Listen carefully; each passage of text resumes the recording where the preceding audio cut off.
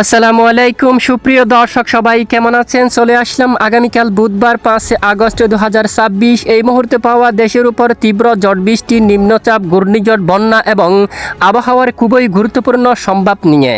ইতিমধ্যে আজ রাতেই বাংলার আকাশে প্রবল বেগে সক্রিয় রয়েছে মেঘবৃষ্টি। আগামী 72 ঘন্টার মধ্যে সারা দেশের কমপক্ষে 20টি জেলার উপর মাঝারি থেকে ভারী বৃষ্টিপাত এবং কিছু কিছু এলাকায় আকস্মিক বন্যা নিয়ে দুঃসংবাদ দিল আবহাওয়া অধিদপ্তর। ভারী বৃষ্টি এবং উজান পাহাড়ি ঢলে ডুবে যেতে পারে দেশের নিচু অঞ্চল।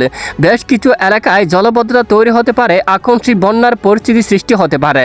তাছাড়া এদিকে বঙ্গোপসাগর স্বাভাবিক রয়েছে। আগামী 15 তারিখের মধ্যে বঙ্গোপসাগরে নতুন করে তৈরি হতে পারে একটি বৃহৎ লঘুচাপ। এই লঘুচাপটি কতটা শক্তিশালী হবে এবং কোথায় আঘাত আনতে পারে তা জানিয়ে দেওয়া হবে।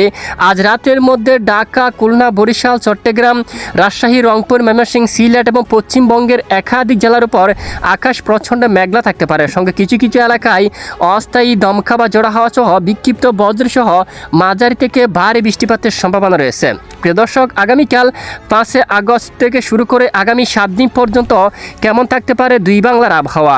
ভারতের পশ্চিমবঙ্গ সহ উত্তরবঙ্গ, আসাম, ত্রিপুরা, মেঘালয়, মিজোরামপুর এবং বাংলাদেশের 8 বিভাগের 64 জেলার মধ্যে কোন কোন জেলাগুলোর পর ভারী বৃষ্টি এবং বন্যা নিয়ে দুঃসংবাদ রয়েছে, এ বিষয়ে আবহাওয়ার ইউরোপিয়ান মডেল থেকে কি জানানো হয়েছে তার সম্পূর্ণ ডিটেলসে জানিয়ে দেব বিস্তারিত ভিডিওটির মাধ্যমে।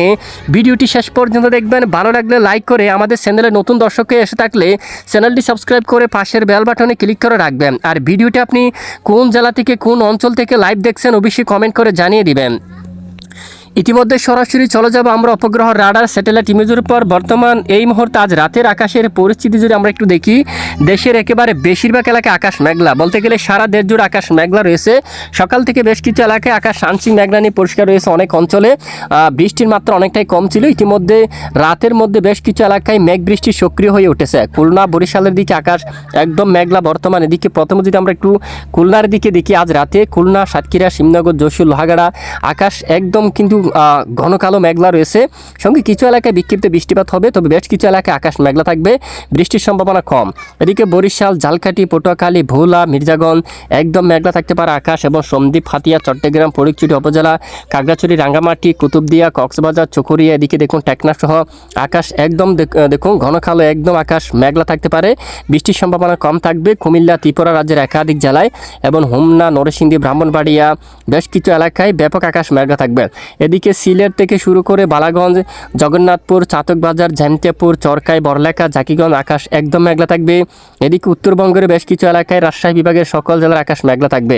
এদিকে পশ্চিমবঙ্গের দিকে যদি আমরা একটু দেখি, প্রথমে কলকাতা সহ আশেপাশে এলাকায় আকাশ একদম মেঘলা থাকবে। কলকাতা, খড়গপুর, আরামবাগ, বর্ধমান, বাঁকুড়া, দুর্গাপুর সহ এখানে বেশ কিছু এলাকায় মেঘলা আকাশ, সঙ্গে কিছু কিছু এলাকায় তীব্র বজ্র সহ মাঝারি থেকে কিছুটা ভারী বৃষ্টিপাত হওয়ারও কিন্তু সম্ভাবনা থাকবে।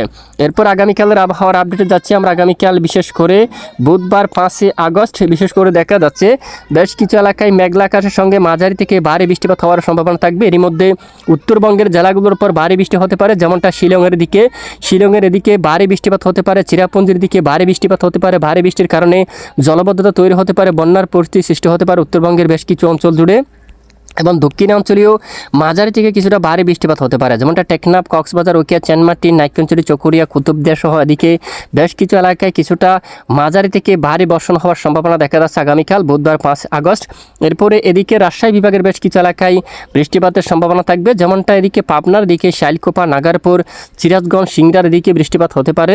নন্দিনীগ্রাম, তারপরে এখানে প্রতি অঞ্চল, রাজশাহী, মোহনপুর, নবাবগঞ্জ, গোমস্তাপুর এই এলাকায় পৌরসভা অঞ্চল, এখানে বিশেষ করে সিরাজগঞ্জ, তারপর এখানে কালীহাটি অঞ্চল, টাঙ্গাইল, বাঁশটাইল থেকে শুরু করে জলকাত্র, সরিষাবাড়ি এই অঞ্চলে ব্যাপক বজ্রসহ মাঝারি থেকে ভারী বৃষ্টিপাত হওয়ার সম্ভাবনা থাকবে। শিউরি অঞ্চল, কাতুয়া, বুলপুর এখানে ভারতের দিকে গোসাকারা, তারপর বর্ধমান এই অঞ্চলেও বজ্রসহ মাঝারি থেকে ভারী বৃষ্টিপাত হতে পারে আগামীকাল। এরপরে বৃহস্পতিবার 6 আগস্ট আবার বেশ কিছু এলাকায় মেঘ বৃষ্টি সক্রিয় হয়ে উঠতে পারে। আগামী 72 ঘন্টায় দেশের কমপক্ষে 20 থেকে 25টি জেলার উপর মাঝারি থেকে ভারী বৃষ্টিপাত হতে পারে। এদিকে সিংড়া, বগুড়া এই এলাকাগুলো জেলাগুলোর উপর আদমদিঘি, নন্দিনী গ্রামের এদিকে মাঝারি থেকে ভারী বৃষ্টিপাতের প্রবল সম্ভাবনা দেখা যাচ্ছে। এরপরে ময়মনসিংহ, কিশোরগঞ্জ এদিকে মাঝারি ধরনের বৃষ্টিপাতের সম্ভাবনা দেখা যাচ্ছে।